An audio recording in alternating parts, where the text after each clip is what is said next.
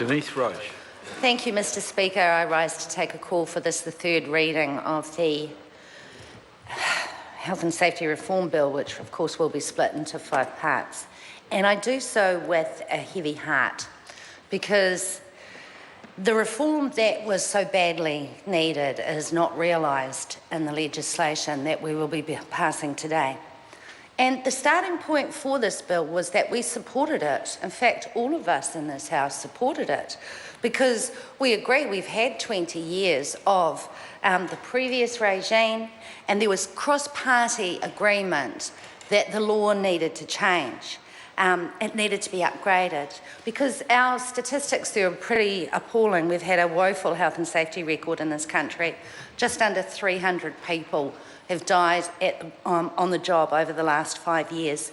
And according to the 2013 Independent Task Force on Health and Safety, the annual death toll is around 4 in every 100,000 workers, and around 500 to 800 more people will die every year as a result of chronic diseases caused by the conditions of their workplace. And in addition to that, sir, ACC receives 200,000 claims annually for workplace accidents. New Zealanders die twice as often, likely to die twice as much in a workplace in New Zealand than in Australia, 3 times more likely to die in a workplace here in New Zealand than in the UK. And the stark truth, sir, is that the citizens in those countries are safer at work than the citizens in our own country. And as a result of this appalling track record, we agreed with the government and their ambitious targets that they set in 2012 of reducing serious harm accidents and fatalities at work by 25% by 2020, and as an interim measure by 10% by 2016. But the question is, does this legislation deliver that? Will it deliver that? I remain totally unconvinced that it will. Behind all these numbers are the people who are sons and daughters and husbands and lovers and mothers and dads, the people who went to work one day and didn't come home. They are the people behind the numbers. And there are the families of these people.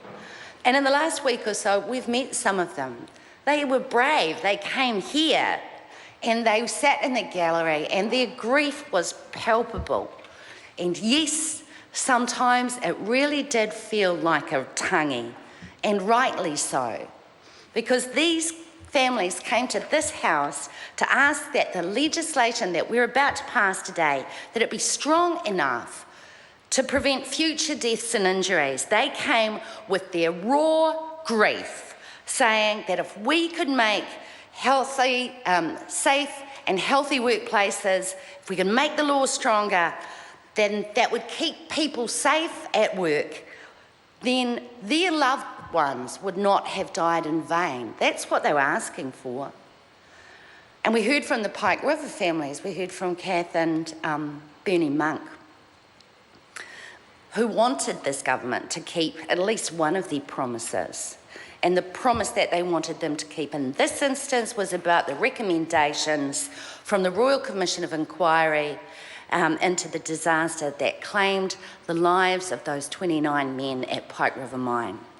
And both that Royal Commission and the Independent Task Force in Health and Safety in 2013 said that to improve health and safety culture, we needed businesses to show leadership, we needed a strong regulator for enforcement, and crucially, we need a system where workers are able to participate in their own health and safety systems in the workplace. This is a sound recommendation, and this last recommendation about workers' participation is backed up by absolutely every piece of international evidence you can find. And the main gap in this bill is that, of course, it applies to some people, but not to others. To some businesses and not to others. People who work for small businesses with fewer than 20 workers do not have the right to elect a health and safety representative, let alone a health and safety committee. So the thing is, workers in small businesses are 35% more likely to have accidents, according to the Department of Labour. And many of the men who died at Pike River worked for small businesses. And the Department of Labour figures do show that 97% of New Zealand's businesses are small businesses. And some of them may be deemed to be low-risk industries. And these are the ones that will be excluded from, the workers being excluded from asking and having their own health and safety representative. And we have this whole ridiculousness about what's low risk and what's a high risk industry with, mini golf and butterfly breeding and worm farms being high risk, and dairy farms, cattle farms, sheep farms being low risk, when in agriculture alone over the last 5 years there are 104 deaths. And there are 28,000 people working on dairy farms in this country, most of them likely to be with fewer than 20 employees. And these people are not entitled to elect a workmate designated to look out for their health and safety. And why is that? Because as we were ending the select committee process, which was a very long process, after we'd heard the hundreds of submissions on this bill, the National Party played politics. They were lobbied, or at least one of them was lobbied, and caused a big hissy fit. And they were lobbied by, a small minority of small businesses. We don't know who they were lobbied by. But no doubt, whoever it was worried about the potential costs for what it might cost small businesses. And I don't know, maybe they were worried about rampant militaristic unions suddenly running rampant through their doors. I don't know. But the thing is, with the existing law, the law that we've had for the last 20 years, the Health and Safety and Employment Act, it had empowered people in small businesses to elect a health and safety rep if they wanted to. And guess what? The sky didn't fall in. There was no opening of the floodgates. So to those businesses that lobbied the government's politicians, I really have to ask them, why? What were they trying to hide?